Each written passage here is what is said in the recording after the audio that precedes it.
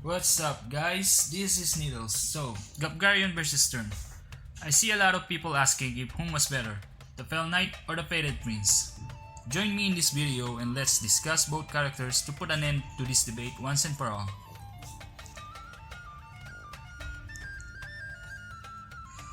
For our first section, let's talk about attributes. In this section, we will talk about their outstanding attributes combined with their ability board bonus. First, basic attack. Gaffgarion has 325 base attack while Sterne has 385. It may seem comparable but it is not. 60 is a big advantage because it is the value that we multiply when calculating skill damage. Then we have agility. Gaffgarion has 56 while Sterne has 65.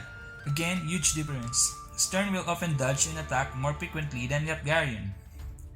Then there's dexterity. Gaffgarion has 159, Sterne has 204. This is what makes Sterne crits most of the time. This also makes him utilize his master ability more efficiently than Gaffgarion. Then next is we have HP. Gaff has 1200 and Sterne has 1700. As you can see, not only Sterne has high evasion rate, he also can take more hits. On the side note, Gaffgarion has plus 18 critical rate on his board, so this somewhat makes their criticals slightly comparable. Then the verdict, Sterne easily takes this round.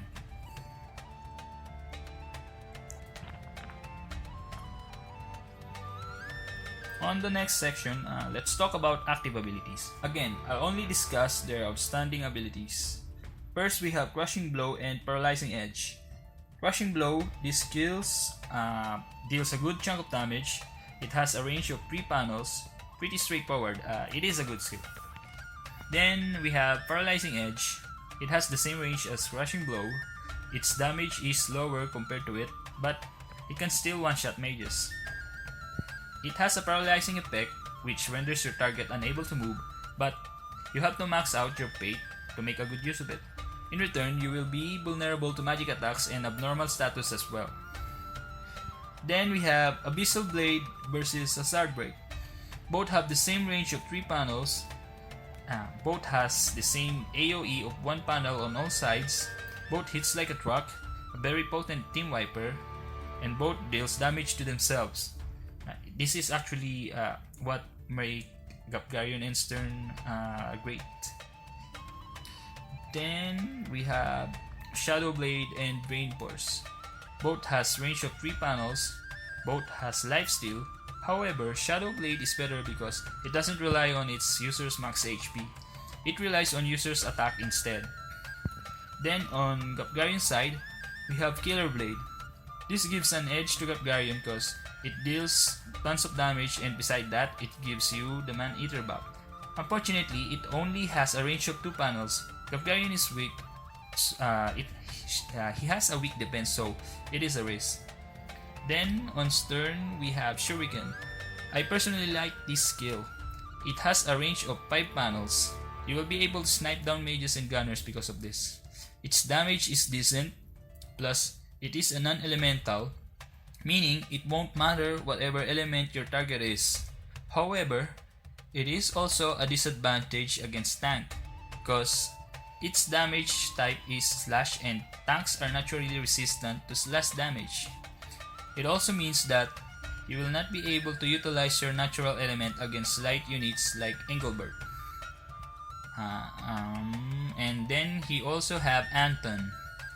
Has a range of 4, has a good damage, it is also non-elemental. This skill will help you against tanks where Shuriken fails. The verdict, both character skills has unique usage, so I'll give stars to both of them.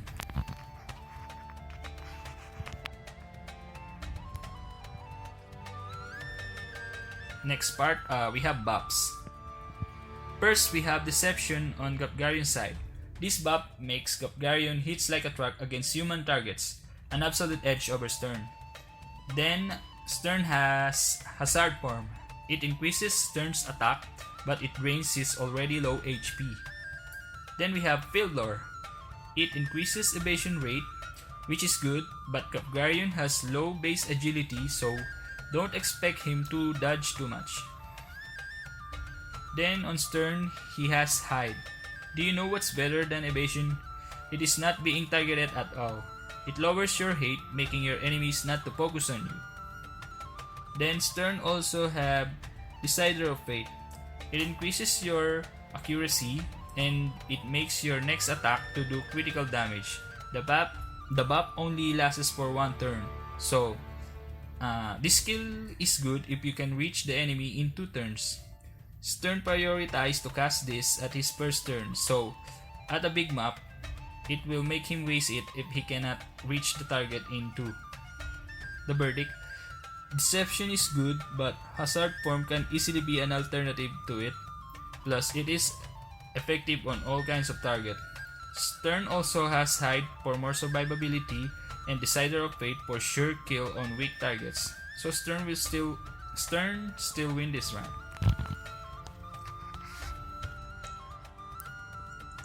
Then we have the passives. First, they both have self-sacrifice. This skill increases your attack by 60%. It's a lot. However, it also decreases your resistances. Then we have HP up. Both has the option to further increase their max HP. Gaffgarion's HP is significantly lower than Stern's, so this will not benefit him that much. On the other hand, equipping this on Stern will actually make him survive an extra attack. Then attack up. Additionally, Gaffgarion has this passive which makes his damage on par with Stern. Good stuff. But still, Gaffgarion needs to equip both his attack passive just to compete against Stern's damage. Then on Stern, he has Shokuchi. Stern has access to this passive which gives him +1 move and jump. This is somehow vital cause it will make you catch mages and gunners faster. You know, kill them first before they do. He also has Shadow Runner. You want more agility? Here, have some. These stats also increase your luck, meaning more dodge.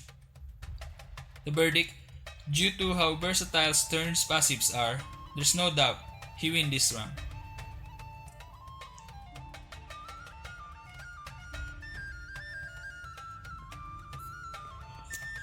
Next, we have the reaction abilities. First, counter attack and counter slash.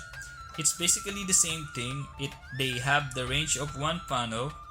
It has better damage than your basic attack, and I guess that's it. Then we have Dragon's Blade and Navish Mercenary.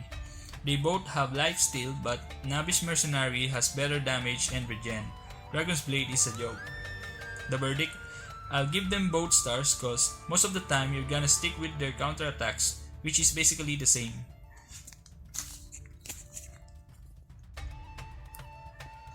Next is TMR. On Gaffgarion's side, he has his Vermilion Sword. The confusion effect is a big plus, but you have to increase your fate in order to proc it frequently. So again, you're going to be more vulnerable to magics. Then on Stern, he has his Lion's Armor. In addition to its HP stats, it has an active buff that will give you resistance against AoE attacks. This is useful against enemies like Mediana and Orlando due to the nature of their limit breaks. The verdict: I favor TMR armors because armor recipes, books, and materials are hard to grind at the moment. On the other hand, weapons are easy to farm due to the current events. Ragnarok is abundant at the moment and it gives almost the same stats minus the confusion of the Vermilion.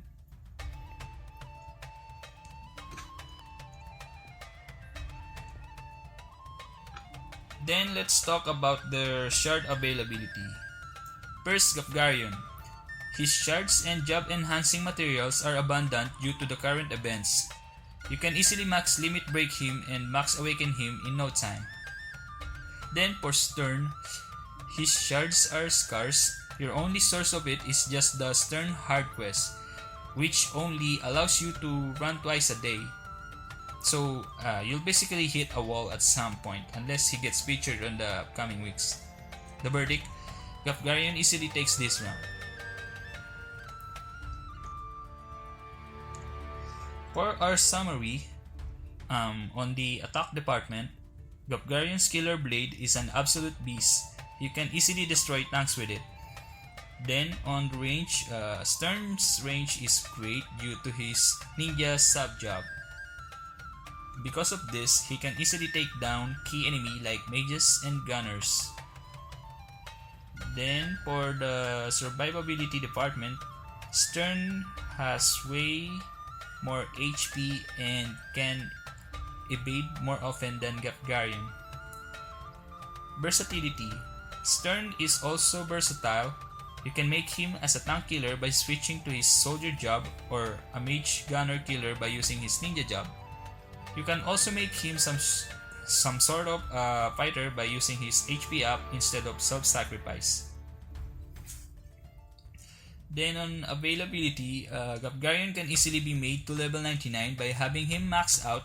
You are guaranteed to progress whatever events or dungeons they throw at us in the future. So for our final verdict, we can see that Sterne is way better than Gaffgarion. However, for your short-term goal, you better off maxing out Gaffgarion because his shards are abundant but for a limited time only. No doubt, he's a heavy hitter, so making him at least level 70 will help you complete quests and current events. However, in the arena, due to the current meta, he's weak due to his short range. Enemies like Frederica, Mediana, and Orlando will nuke you before you even get close to them. On the upside, he can destroy tanks like Engelbert and Mont. Just make sure you protect him with your own tank. Then, if you want to still focus on Sterne, you will eventually hit a wall due to his limited shards. He's one of the hardest hitter in the game. He also acts as an assassin due to his range and damage. But on the downside, due to the nature of his non-elemental attacks, he's weak against tanks and the good tanks around are light elements. He got defense advantages over Gaffgarion, but some enemies may still one-shot you, so you still need to protect him with your own tank. Last but not the least, Sterne has his own limit break. Gaffgarion doesn't. It really doesn't matter, but I just wanted to put it here. So there you have it guys. I hope this cleared things up for you. Please like, subscribe, so that I won't feel that I just wasted my time creating this in the middle of the night inside the bathroom. Thank you.